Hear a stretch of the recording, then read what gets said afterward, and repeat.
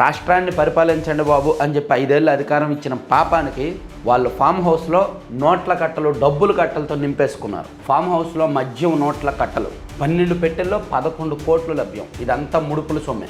హైదరాబాద్ శివారులోని డెన్లో భద్రపరిచిన రాజ్ కేశిరెడ్డి వరుణ్ కుమార్ వాంగ్మూలంతో గుట్టురట్టు. అర్ధరాత్రి స్వాదాలు జరిపి స్వాధీనం చేసుకున్న సిట్ మద్యం కుంభకోణంలో కీలక పరిణామం.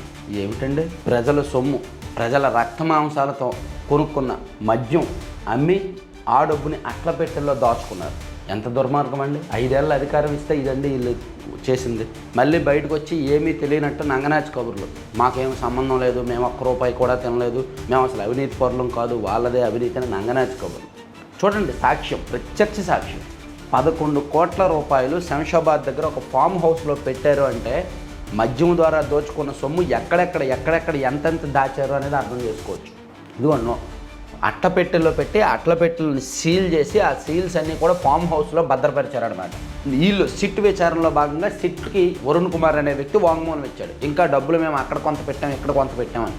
ఆ వాంగ్మూలం మేరకు సిట్ అధికారులు నిన్న శంషాబాద్ ఏరియాకు వెళ్ళి ఆ ఫామ్ హౌస్కి వెళ్ళి అర్ధరాత్రి వేళ దీన్ని స్వాధీనం చేసుకొని ఇప్పి చూసి లెక్క పెడితే 11 కోట్ల రూపాయలు ఉన్నాయి. ఇంతకన్నా దారుణం ఉంటుందా? రాష్ట్రాన్ని పరిపాలించండి బాబు అని చెప్పి 5 ఏళ్ళు అధికారం ఇచ్చిన పాపానికి వాళ్ళు ఫామ్ హౌస్లో నోట్ల కట్టలు డబ్బులు కట్టలతో నింపేసుకున్నారు.